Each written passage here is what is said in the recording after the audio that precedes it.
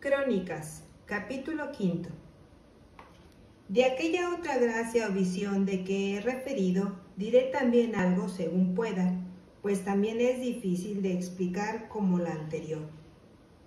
En aquel día de mi viaje, cuando iba con mi hermano después de la consulta con la santa de Antequera, también cerraba los ojos como ella me había aconsejado, para no ver aquellas cosas.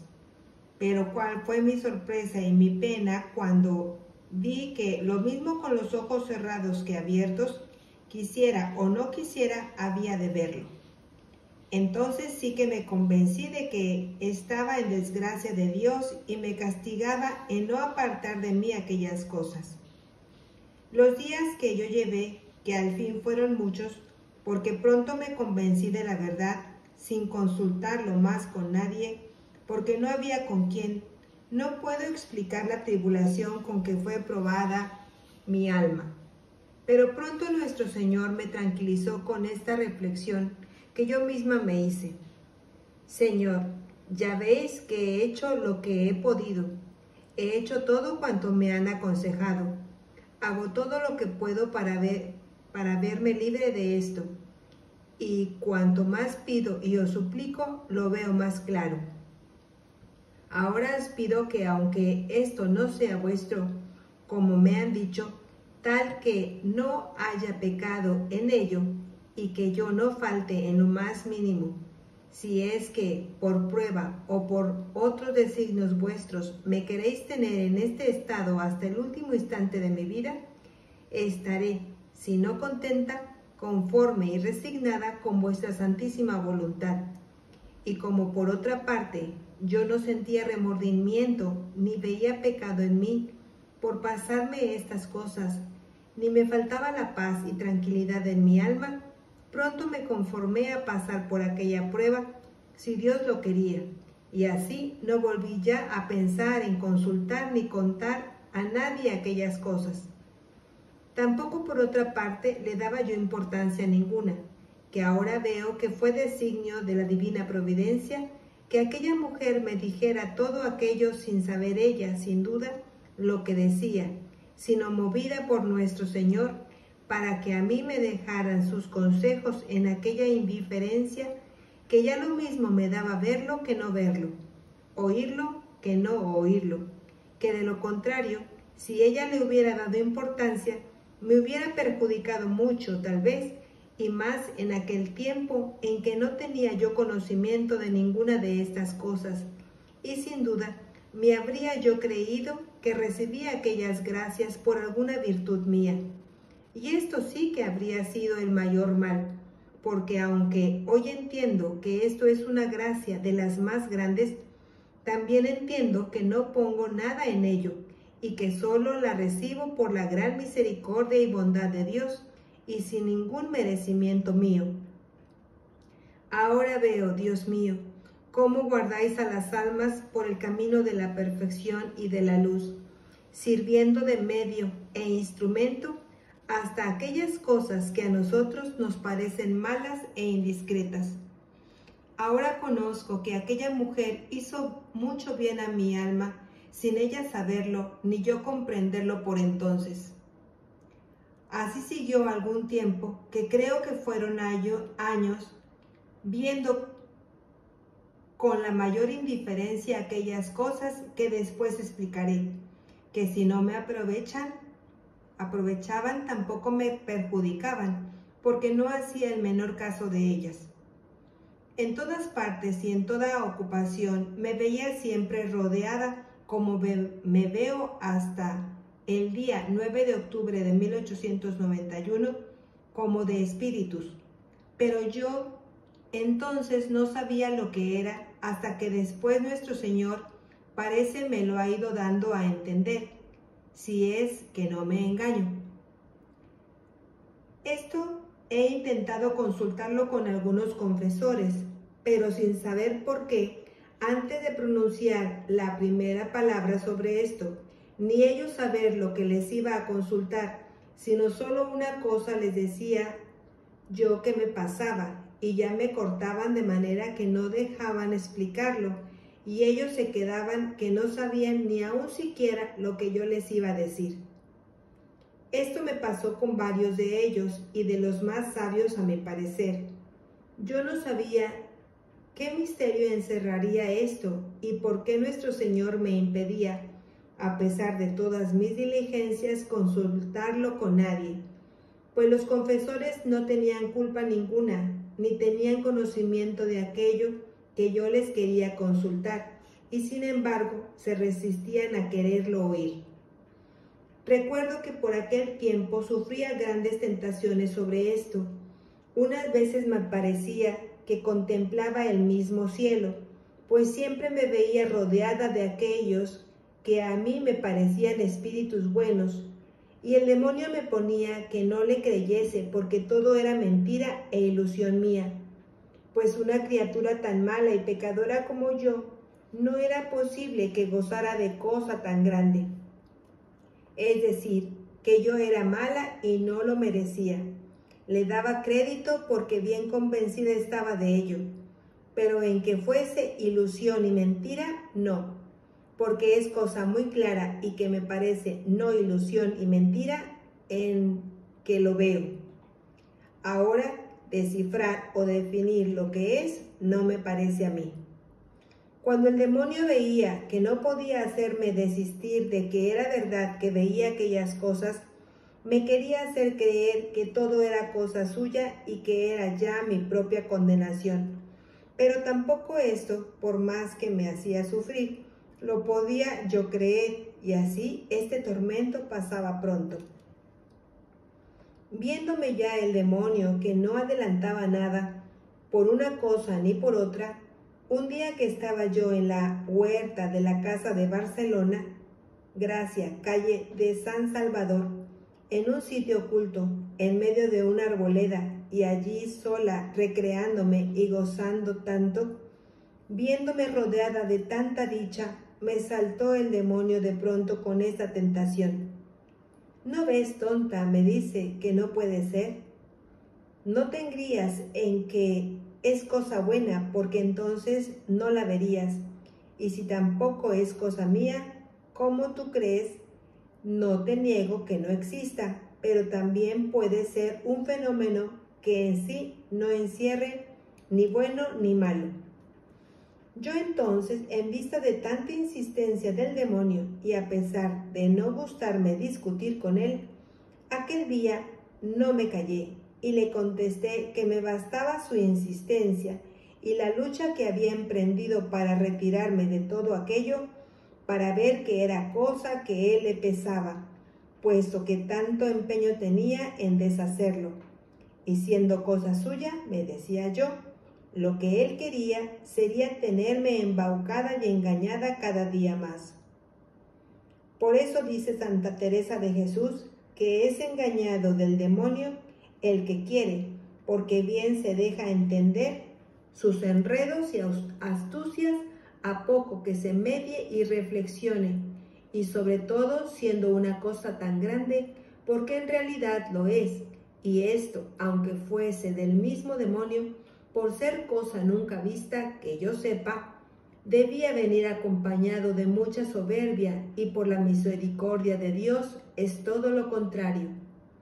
Así es que en esto nunca he temido al demonio, porque aun siendo cosa suya, como él me decía, veía que esto no causaba daño en mi alma.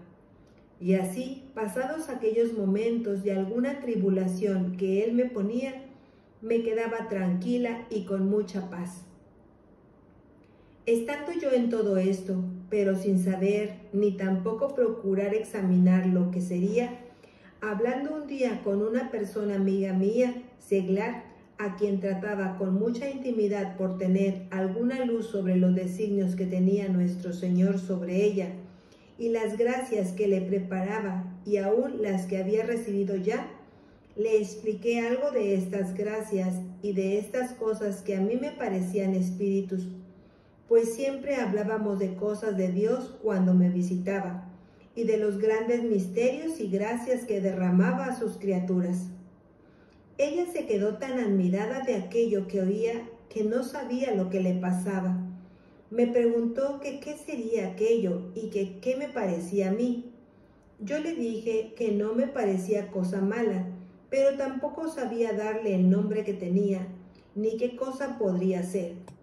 Yo, para mis adentros, bien me lo explicaba, pero no podía darle el nombre porque tampoco lo sabía.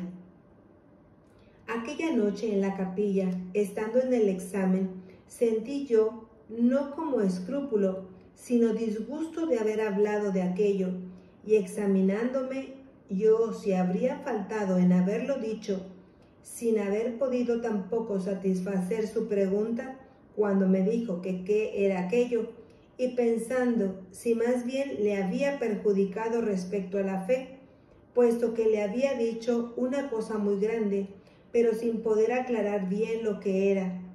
Empecé a pedir perdón a nuestro Señor, y así a propósito de no contarlo a nadie más, cuando me quedé, no sé cómo, porque no era dormida, me parece que tenía los ojos abiertos, pero con una suspensión en los sentidos que ya no sabía por dónde iba el rezo de la comunidad. En esta suspensión, aunque fue de cortos momentos, entendí, si no me engaño, estas palabras. Eso que ves es la esencia de Dios, y si algún teólogo te dice que no puede ser, le dices que entonces, ¿cómo creen ellos que puede ser esto, sino de esa manera? Esto es lo que hasta aquí puedo decir, pero tampoco me atrevía a discutir con ningún teólogo sobre estas cosas tan grandes, y si se lo digo, me sujetaría a aquello que él me dijese, con tal que en ello yo conociera que no había pecado. Bien veo que es cosa grande lo que he atrevido a escribir y que bastante trabajo me cuesta. Tan solo me mueve a ello la gloria de Dios y el bien que pueda redundar en alguna alma, porque aunque esto fuese todo del demonio, comprendo que habría mucho bien en dejarlo escrito, porque, así como pasa esto por mí, también se puede repetir en otra alma, y sea bueno o malo, ya habría alguna experiencia de ello.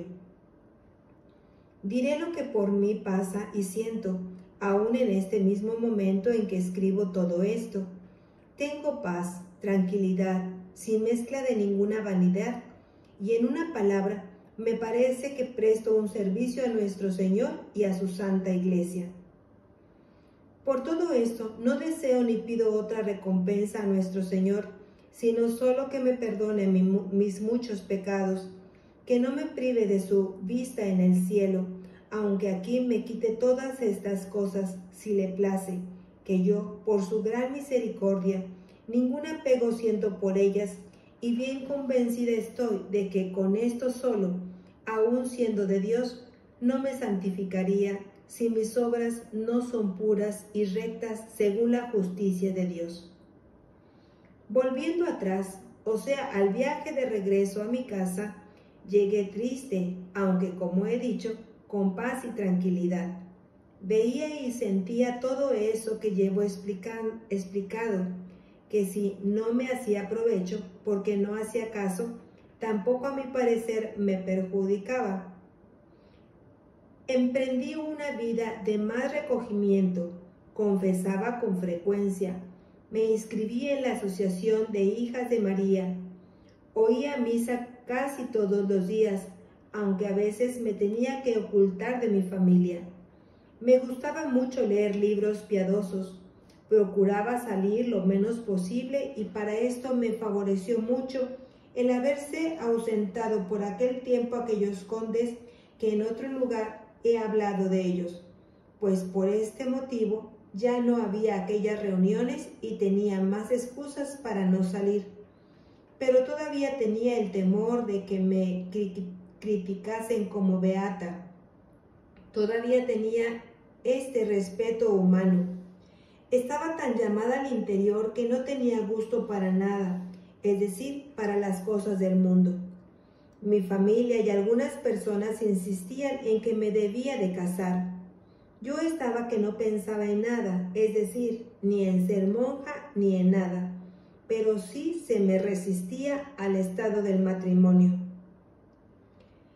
Después que tuve aquella visión que he referido de la Santísima Virgen, quedé con unos deseos tan grandes de darme toda a Dios que me vestí sencillamente con un traje oscuro o negro. Dormía en el suelo, empecé un ayuno riguroso y me mataba a penitencias. Pero esto solo por mi voluntad y sin consultarlo con ningún sacerdote o confesor, porque tampoco lo había.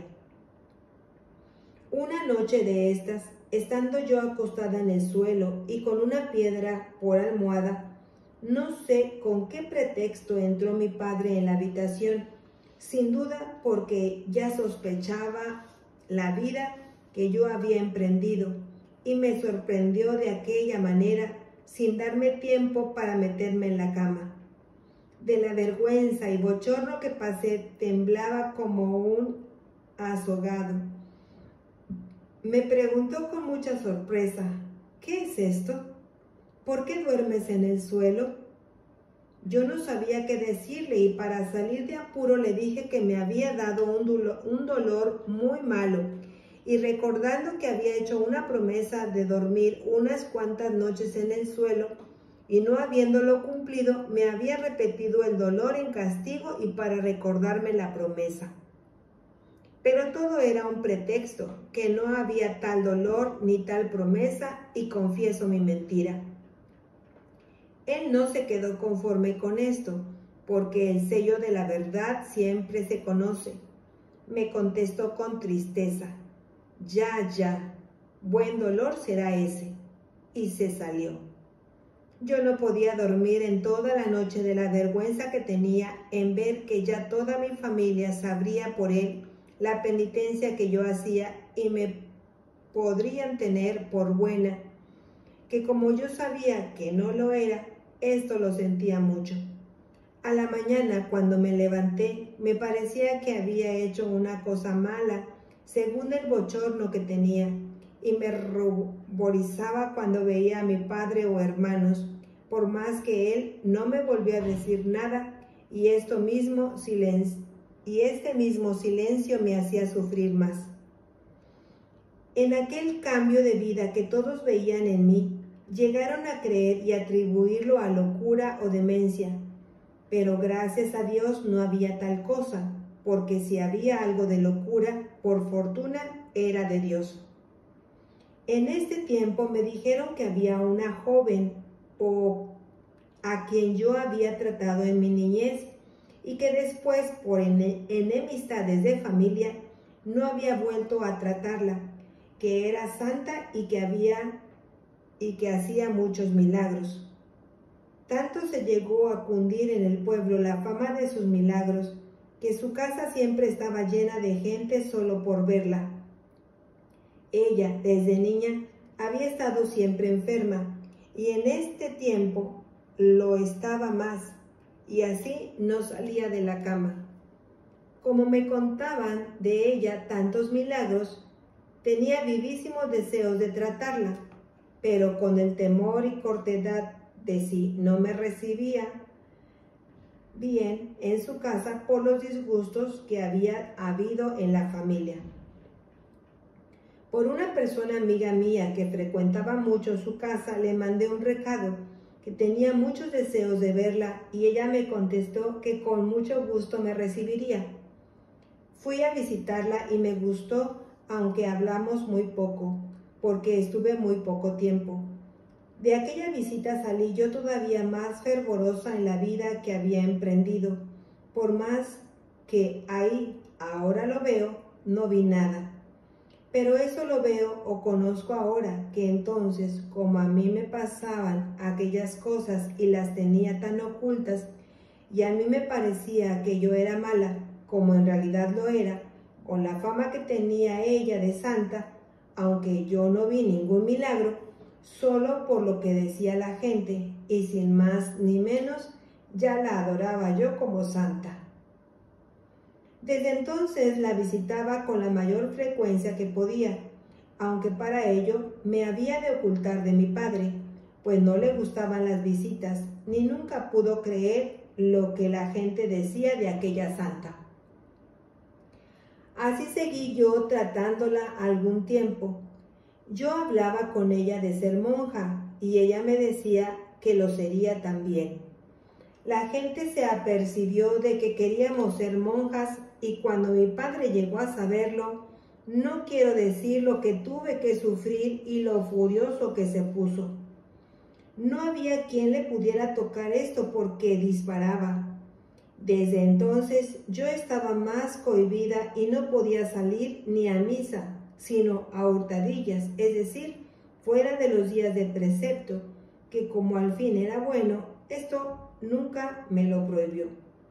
Pero yo ya no me contentaba con los días de precepto, sino deseaba todos los días, y esto no podía ser por lo que he dicho.